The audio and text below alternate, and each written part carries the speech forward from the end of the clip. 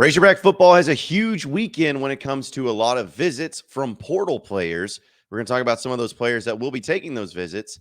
Eric Musselman gets to meet with the media the first time since Brazil went down with a season-ending injury. And also, do I complain too much? Guess we'll find out on today's Locked On Razorbacks podcast. You are Locked On Razorbacks, your daily podcast on the Arkansas Razorbacks, part of the Locked On Podcast Network, your team every day.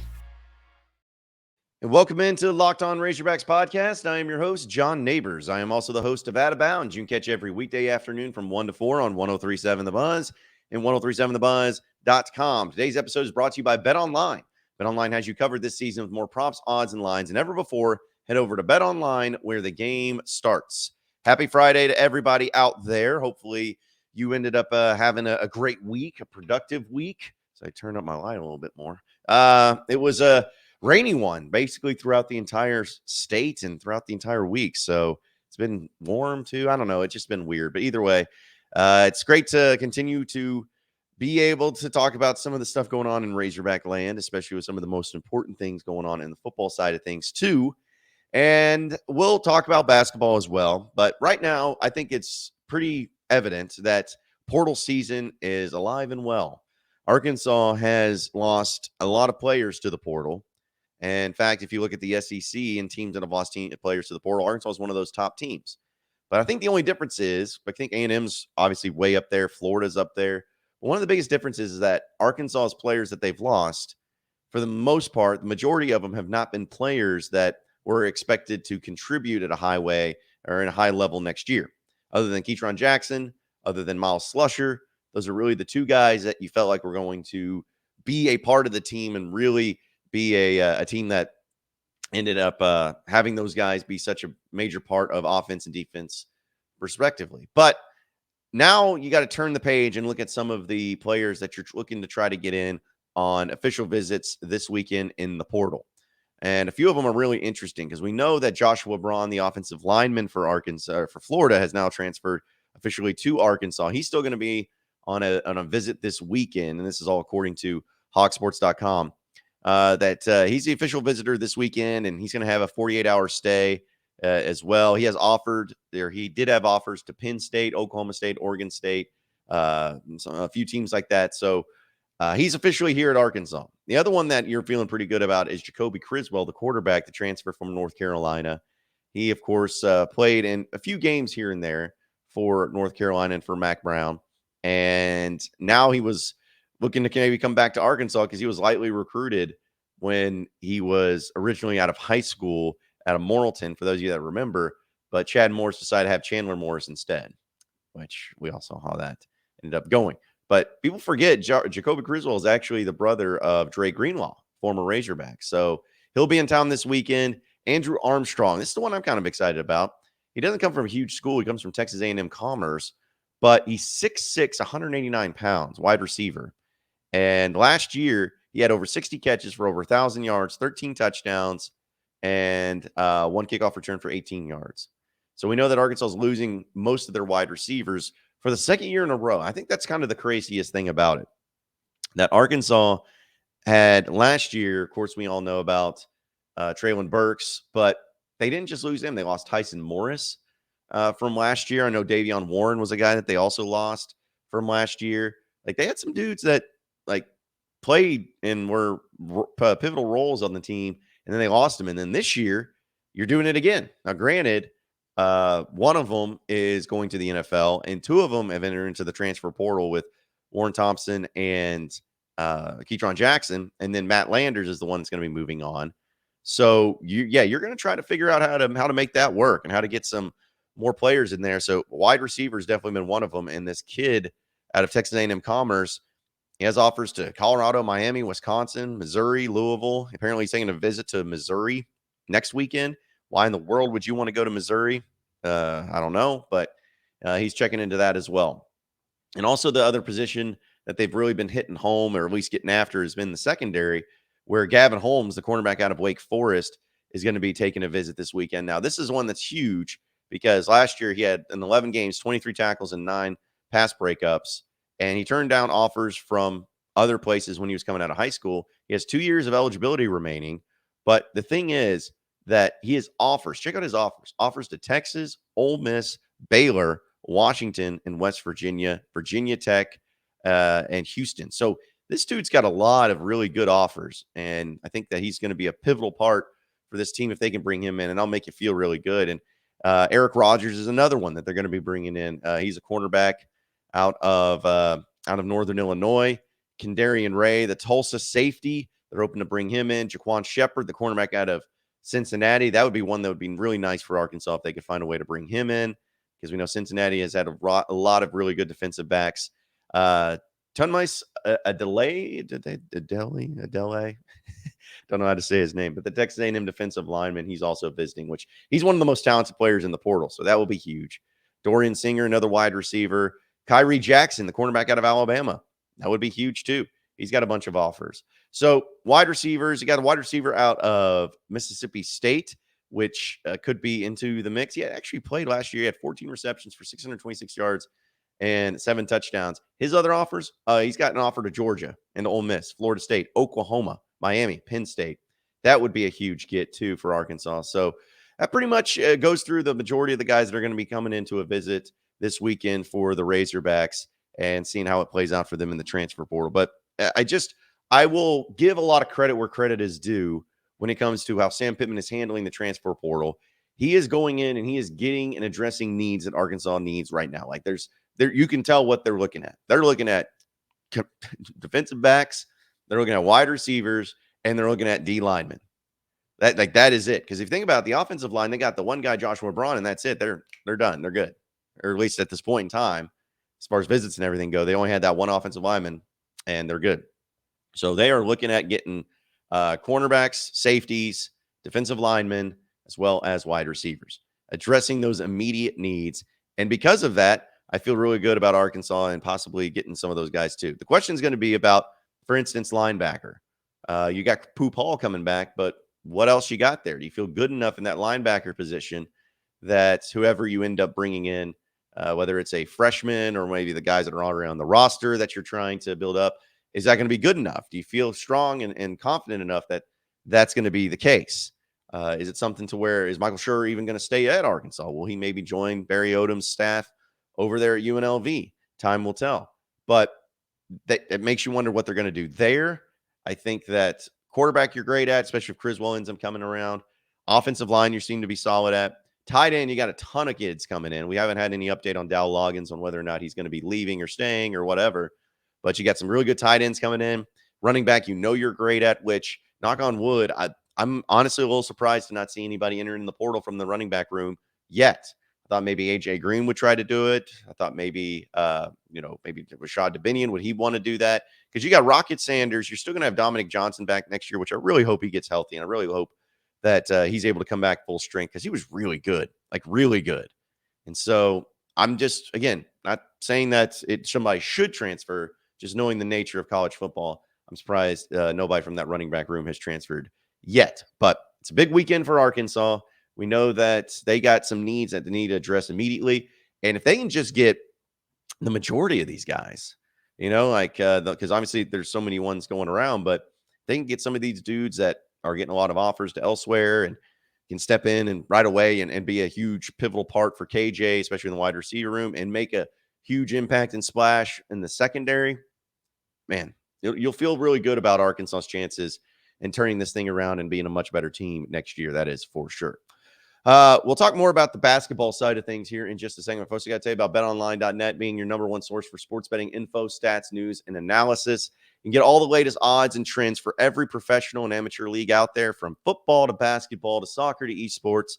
They've got it all at BetOnline.net. And if you love sports podcasts, you can find those there as well. And they're always the fastest and easiest way to get your betting fix on. So head to the website today or use your mobile device to learn more at BetOnline, where the game starts. You are Locked On Razorbacks, your daily podcast on the Arkansas Razorbacks, part of the Locked On Podcast Network, your team every day.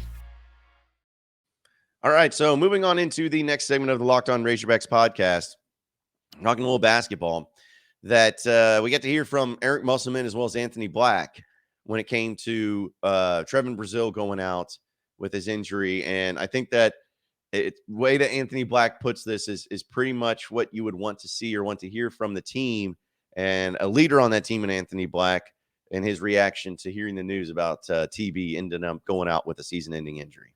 I mean, it's life. Stuff doesn't always go your way, and we just been figuring out ways to adjust to it. Although not having Nick suck, and then Devo, we understood what he had to do, but it still was hard not having him. And now losing TB, it's just like, it's tough, but stuff happens, and good teams just figure out ways to just keep going and keep getting better, like regardless of the scenario. So a very mature statement out of Anthony Black, and not to say that I wasn't expecting him to be mature about the situation, but it just continues to show that this team and a lot of these young players, these young freshmen, have a lot of leadership qualities and are very mature when it comes to how they handle their business and how they go about their business. So, but that's really truly the way it is that it sucks, but they've dealt with this where Nick Smith hasn't played for a few games to start the year. You had the Devo Davis situation when he went out, and now you got TB, which obviously is a little bit more permanent for this season. But they've had to deal with the next man up mentality and ended up trying to just make it work with whoever they have in that position and see if they can still to continue to make it work. So I think that yesterday when I put up my reaction video to TB, a lot of people were in the comments and telling me like, oh, stop pouting, stop whining, stop complaining.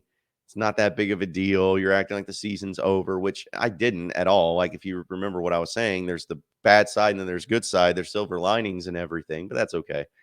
I just look at it to where with what Arkansas has been able to do with the roster that they currently have, whenever a key player was not playing, they still found ways to win. Like when Arkansas went to Maui, they did not have Nick Smith, who is their best player, and they went out on the court and won 2 out of 3 games and came this close to winning 3 out of 3, maybe even winning the Maui Invitational. They were able to step up in major ways. They were able to step up and to try to provide some sort of spark, some sort of way, or at least a path to beating really good teams. And now they have to do that once again. They got a game against Oklahoma this weekend to where they won't be without Trevin Brazil and, of course, for the rest of the season. But I believe that with Eric Musselman and just the coach he is, he's the best one when it comes to roster management and figuring out how to get the most out of his players. But I started thinking about it yesterday and remembering my comments about who I wanted to step up and talked about Jordan Walsh or Jalen Graham or whoever it may be. But one thing that I failed to even mention, and one thing that I feel like needs to be mentioned when it comes to possible scenarios or answers to stepping up and being able to make up for that lost production that TB was able to give Arkansas, is I can't forget Nick Smith. Now, Nick Smith obviously has played the past few games, but I'm talking about to where his ability is unmatched. There's not many college basketball players out there that are going to be able to do the things that he does game in, game out, night in, night out. And with Brazil going out, I'm like, okay, but just remember, you got not only a few more NBA players, but you got a guy like Nick Smith who is a top 5 NBA lottery pick. Like, he's as long as he continues to do the things that he's doing, he's going to be a top 5 pick. And because of that, he is going to be able to carry this team at times to victory. We kind of saw it a little bit against San Jose State, or excuse me, UNC Greensboro, when Arkansas did not play well, played one of the worst games you'd ever see, but he went out for 22 points, very quiet 22 points, and was the key to Arkansas getting the victory there. I think it'll be the same thing a lot of times this season, is that the team may not overall play well. They may have some bad games, some showing up in a bad way, whatever it may be, but you're going to have Nick Smith carry the load for you. And because of that, gives me a little bit more confidence and gives me at least a little bit more hope that, hey, this will be all right. So I can't wait to see what this team ends up doing. I can't wait to see what they do again this weekend against Oklahoma. Hopefully it goes much better than last year. So Nick Smith's going to be that guy, though. He, like, kind of reminds me of 2 years ago when he had Moses Moody. Even when the team played bad, you could always count on Moses to carry you a long way. You could. And sometimes it, like in the NCAA tournament, I know that there were times that it was really tough to get points and whatnot. But because of how good Moses was, you knew that, hey, he's good for 18 plus points each and every game. You're going to have that with Nick Smith, maybe even more so, because at least with the situation with Nick Smith, he's going to have better players around him than even Arkansas had a couple of years ago. So let's see how this plays out. But as Anthony Black said, stuff happens. You just got to move on and do what's best for the team. And I think Arkansas will do that at the end of the day. We'll get into the final segment here on the Locked On Razorbacks podcast coming up next, so stay with us. You are Locked On Razorbacks, your daily podcast on the Arkansas Razorbacks, part of the Locked On Podcast Network, your team every day. Okay, so final segment here on the Locked On Razorbacks podcast. I asked the question, do I complain too much? And of course, I like to be funny, maybe more tongue-in-cheek with that stuff too. But I talked about the Rocket Sanders thing and him getting screwed over in the fact that he did not get first team all SEC in the coaches poll. I even put up a TikTok about that, which first off got over 100,000 views. That's stupid. And second off, the A&M fans were so mad in the comments that everyone was like, you're crazy if you think A-Chain is not better than Rocket Sanders. I'm like, yeah, okay.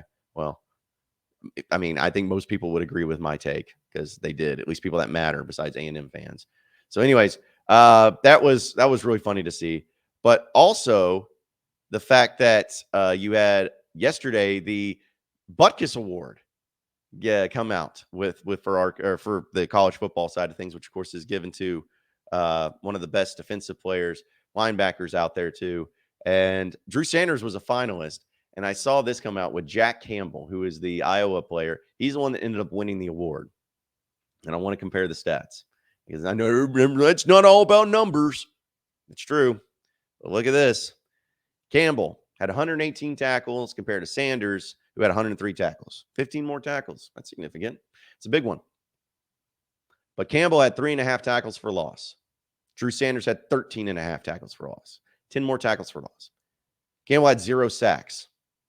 Drew Sanders had 9.5 sacks. Was second in the SEC. Campbell had 1 forced fumble. Drew Sanders had 3 forced fumbles. They both had a fumble recovery. They both have interceptions. 3 pass deflections for Campbell and 6 pass deflections for Drew Sanders. So I saw that and I'm like, wow, okay, another one, just another one that probably Arkansas got screwed in and they maybe should have given it to Drew Sanders, whatever it is. But that's not really the point. The point is that people are saying, hey, man, you complain an awful lot. And you're like, you know what? Yeah, I do. I do complain a lot. Because I complain for Arkansas, not for myself, but for Arkansas. I'm always going to try to fight things like this and try to make people aware of it. So that way there's always reference points in case anyone brings up that's like, man, Arkansas gets screwed in that way. Well, how? When has Arkansas ever gotten screwed? Just add it to the list. And then you can just pop it up and say, here it is. So those are just things that I like to throw in there. And again, it's something for fun more so than anything. I like to have a good time with it and talk trash about it a little bit too. But I don't know. I just see stuff like that and it continues just to grind my gears. And the fact that Drew Sanders had so much better numbers than Jack Campbell. Great for Campbell. That's awesome. Congratulations to him. But, some of that times that stuff just doesn't make sense and needs to be addressed and whatnot. But doesn't matter to me, apparently. It doesn't matter as far as what I say or what I'd like. It's just more about what the people who vote are all about. And, somebody brought up, he's like, oh, well, Arkansas didn't have a very good season. I'm like, well, it's not like Iowa just, set the world on fire either. I don't know. But yeah, maybe I complain too much. But that's what I do. That's what I do. It's fun. I got to vent to somebody, so I might as well vent to all of you on the podcast. That's how I look at it too. But either way. Appreciate everybody listening into the Locked On Razorbacks podcast. Be sure to like and subscribe to the podcast on iTunes or on Google Play. You can also get after me on Twitter at BuzzJohnNabors for any questions, comments, concerns that you may have. We'll keep it going from there. Same podcast time, same podcast channel tomorrow afternoon. Have a great day, everybody. We'll see you then.